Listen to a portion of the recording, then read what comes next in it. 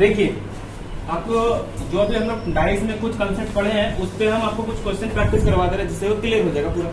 ठीक है, अभी यहाँ पे क्या बोल रहा है कि 4 का अपोजिट क्या है, ये डाइस दे दिया है। क्या बोला 4 का अपोजिट, तो ये डाइस दे दिया। तो आप क्या क्या सीखेंगे, मेरे पास जब 2 डाइस है तो मेरे पास 3 कंडीशन बनता है कि जब एक भी फेस कॉमन नहीं है, जब एक फेस कॉमन है, जब 2 फेस कॉमन है। ठीक है, तो यहाँ पे आप क्या देख रहे हैं, कितना फेस कॉमन है, 2 फेस कॉमन है।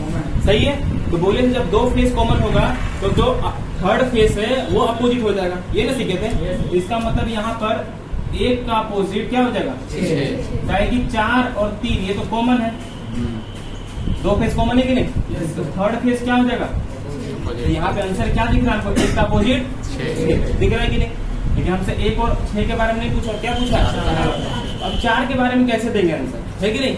यहाँ तो हम बोले थे कि 2 ही कंडीशन फॉलो होगा, लेकिन यहाँ पर आंसर आ सकता है। कैसे आ सकता है, थोड़ा दिमाग लगाइए, देखिएगा, सुनिएगा अच्छा से। मेरे पास कितने नंबर हैं, 1 2 3 4 5 और 6, इतना ही नंबर है ना। अरे मेरे पास 6 नंबर होता है कि नहीं, हाँ ये बता रहे मेरे पास कितना नंबर होता है, 22 में 6 होता है। तो हम क्या कंसेप्ट सीख रहे हैं कि जो सामने में दिखेगा वो तो अपोजिट नहीं होगा, हो सकता है अपोजिट नहीं हो सकता। तो आप सोचिए हमको किसका अपोजिट चाहिए, 4 के साथ में 1 और 3 दिख रहा है तो ये तो अपोजिट नहीं होगा। ठीक है यहाँ तक। अब 4 के साथ में कौन दिख रहा है, 6 भी अपोजिट होगा, नहीं होगा। क्लियर है यहाँ तक। अब बताइए मेरे पास 2 नंबर दिख गया, कौन दिख गया, 1 2 और 5। तो या तो 4 का अपोजिट 5 होगा या 4 का अपोजिट 2 होगा। इसका मतलब क्या हो सकता है, 2 या 5।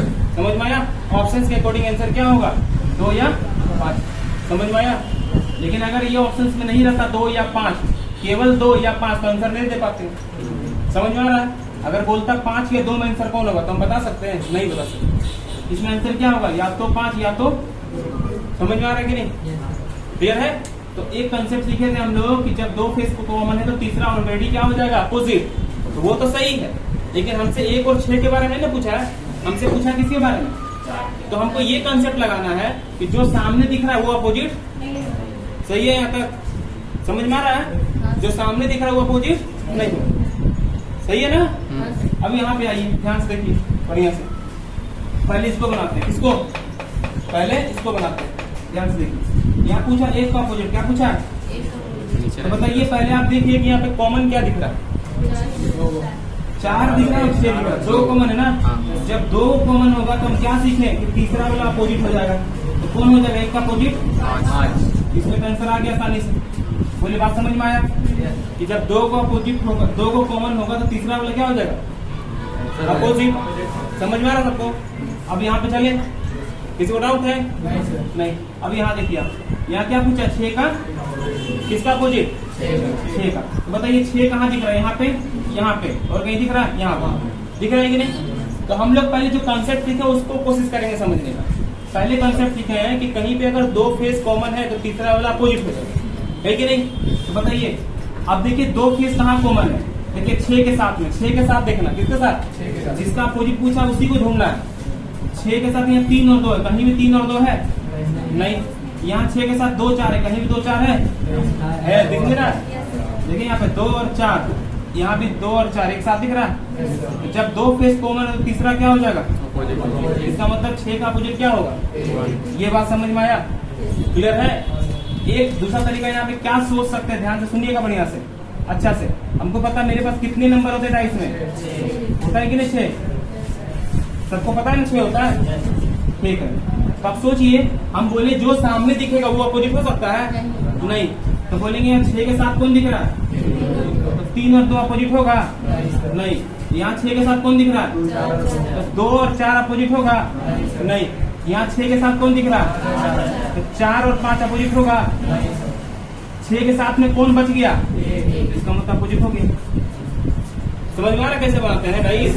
तो एक जो हम लोग बेसिक कंसेप्ट सीखे वो, और एक अपना खुद का एक अनुभव। जो आप डाइस लूडो खेलते हैं आपको पता है कि जो सामने दिख रहा है वो अपोजिट नहीं हो सकता है, जो अपोजिट है वो सामने नहीं हो सकता है। समझ में आ रहा है कि नहीं। तो वो सब भी यहाँ पे थोड़ा दिमाग लगाना है, क्लियर है। ये तीनों सवाल कैसे बना, अब हम लोग चलते हैं आगे, समझिएगा बढ़िया से। हम लोग इसमें कितने तरीका देखे? 2 तरीका देखे कि नहीं? इसमें 2 तरीका देखे ना।